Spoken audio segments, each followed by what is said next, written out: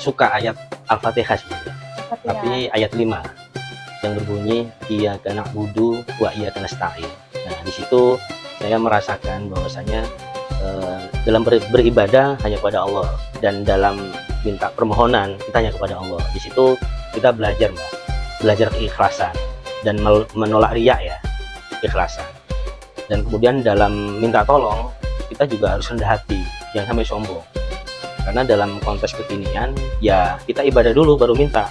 Ibaratnya kalau kita dalam kehidupan sehari-hari ya kan, ya kita ibadah dulu. Kalau ke orang tua berarti kita apa? Ke orang tua itu berarti kita mengabdikan diri, berbakti dulu. Baru minta bantuan uang kuliah. Jangan minta terus nggak ada bakti. Termasuk mungkin dalam organisasi junior ke senior begitu juga barangkali.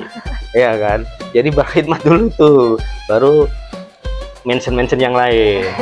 Karena fenomena sekarang kan banyak mentionnya tuh, daripada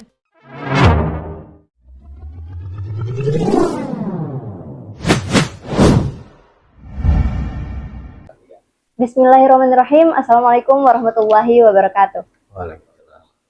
Hai Movement People, welcome back to Show Tuna Podcast edisi Ramadan bersama saya Anandia Clauditasya sebagai host yang tentunya akan menemani kalian di perbincangan pada kesempatan kali ini. Nah, sebenarnya Show Tuna Podcast itu akan membahas berbagai hal menarik. Namun tema yang kita angkat pada hari ini yaitu mengenai seputar dunia organisasi. Yang mana sebenarnya organisasi ini banyak yang menganggap bahwasanya organisasi dan akademis ini tidak dapat berjalan beriringan. Nah, kemudian kita bisa melihat juga bahwasanya organisasi ini perjalanan awal untuk mencari jati diri kita sebagai mahasiswa, Mas, awalnya. Oke, maka dari itu telah bersama kita seorang narasumber yang bernama Sugiono MIP. Beliau merupakan Kasubtim Kemahasiswaan, Subdit Sarpras dan Kemahasiswaan Diktis. Kemudian beliau juga Wakil Sekretaris Pengurus Pusat GP Ansor dan juga Ketua DPP KNPI. Assalamualaikum Mas, gimana kabarnya Mas? Waalaikumsalam, alhamdulillah baik. Oke, Mas.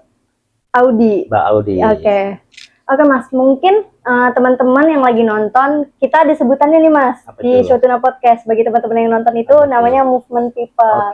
Warga-warga pergerakan. Bagus. Ya. Oke Mas, mungkin kita masuk langsung ke pertanyaan yang pertama ya Mas. Boleh. Kenapa sih Mas organisasi ini masih relevan bagi generasi muda? Padahal kan kita hidup di serba digital, kemudian juga kita bisa mempelajari sesuatu itu secara individualis aja Mas. Ya. Oke, ini pertanyaan yang menarik ya Mbak Audi. Jadi memang era sekarang ini era digital ya, dimana kita ini sekarang tinggal klik aja makanan datang. Betul. Tinggal set aja berita ada. Tapi demikian tentu di era digital ini kita tidak bisa terlalu terbuai ya dengan dunia digital ini. Untuk itu sebuah organisasi ini menjadi laboratorium sosial. Karena di organisasi kita melatih bernegosiasi, melatih mempertajam empati, dan kemudian kita mendidik mental ya. Ini yang terpenting yang nggak ada di dunia digital itu mental. Nah, karena mental ini menjadi karakter bagi aktivis. Nah, di organisasi lah kemudian kita menemukan mental itu. Karena di organisasi itu minimal melatih dua hal, Mbak. Pertama adalah integritas. Nah, integritas itu apa? Integritas itu kita tetap kerja meskipun nggak dilihat orang. Ya. Yang kedua adalah kita melatih bagaimana kita itu bisa berdiri lagi ketika tim tidak baik-baik saja, ketika nggak ada uang, ketika nggak ada dukungan. Nah, di organisasi lah itu tempat untuk melatih. Karena pada dasarnya kita nggak bisa cukup hanya terpaku dengan algoritma. Yang kita butuhkan adalah di mana kita belajar untuk kolektivitas. Nah, kolektivitas itu yang ada hanya dalam organisasi, karena nggak mungkin perubahan itu tercipta hanya melalui orang yang mengetik di kamar, mengetik komentar, merespon hal-hal yang ada di dunia nyata, itu nggak bisa, karena gerakan itu harus dimulai dari teamwork ya. Iya, teamwork dan kerja nyata. Betul. Ini yang menjadi titik poin gimana organisasi masih relevan sampai saat ini. Saya kira begitu. Oke, menarik sekali ya teman-teman. Tadi dijelaskan bahwasanya organisasi itu yang paling penting itu mendidik mental kita dan juga integritas kita, kemudian juga pentingnya teamwork ya Mas ya. Betul. Oke. Selanjutnya Mas, sebenarnya di dalam organisasi itu apa sih Mas yang sebenarnya dibentuk dalam dunia organisasi? Soalnya kan kalau kita melihat kasus teman-teman yang sekarang itu ada nih Mas beberapa yang kayak oh teman saya ikut organisasi ini jadi saya ikut-ikutan aja nih. Tapi nggak tahu nih Mas apa visi misi yang akan dia tuju gitu Mas. Jadi kalau pengalaman mungkin kita bisa temukan lewat kita magang. Betul. Atau kita melakukan bootcamp misalnya. Bootcamp. Itu pengalaman, ya kan. Tapi leadership dan kepemimpinan ini tidak bisa kita temukan di situ. Kita bisa menemukan leadership dan kepemimpinan itu di organisasi. Nah, dalam hal itu makanya organisasi ini masih relevan sampai kapanpun, karena dalam organisasi itu kita melatih otot mental. Jadi otot mental itu nggak bisa dengan kita melihat dunia digital, nggak bisa. Otot mental tuh harus dilatih dengan itu tadi, kita membangun tim, menjaga solidaritas meskipun kondisinya itu penuh kekurangan, nggak ada uang, tim dikontak tiba-tiba kemana, kita harus bergerak sendiri. Nah, ini adalah otot mental, Mbak. Nah, otot mental ini kalau sudah terbangun, terbangun dan kuat melalui organisasi, itu insya Allah kedepannya itu aktivis itu gampang gampang menjalani kehidupan. Karena di luar sana itu kehidupan sangat kuat, sangat berat, pertarungannya sangat luar biasa. Makanya otot mental ini harus dibangun di organisasi. Otot mental itu, kalau mental kan itu hasil ya, tapi ototnya harus dibangun.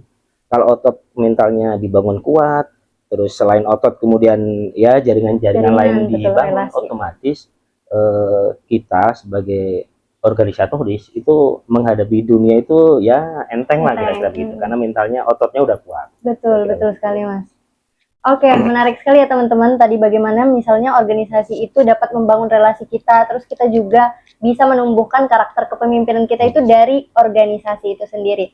Mungkin Mas yang terakhir closing statement untuk teman-teman supaya semangat buat berorganisasi ini Mas, khususnya untuk mahasiswa. Oke, buat adik-adik mahasiswa, jadi organisasi itu adalah pilihan secara sadar. Karena apa?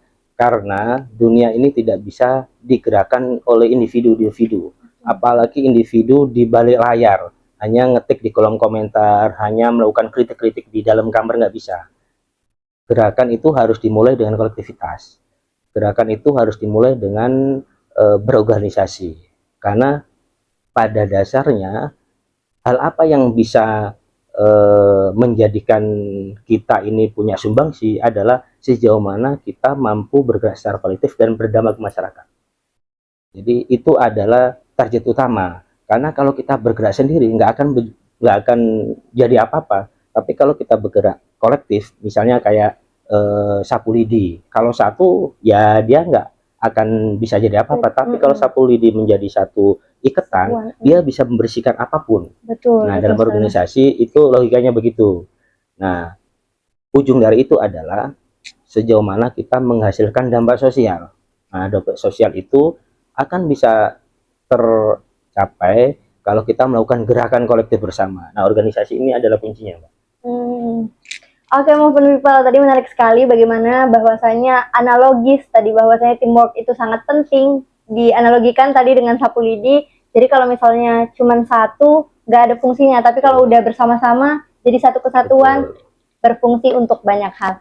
Oke, Movement People, mungkin episode kali ini sampai di sini saja. Semoga kita dapat bertemu dan teman Movement People boleh menonton di episode-episode selanjutnya. Terima kasih sekali lagi Mas Sugiono telah berkenan menjadi narasumber kita di episode kali ini.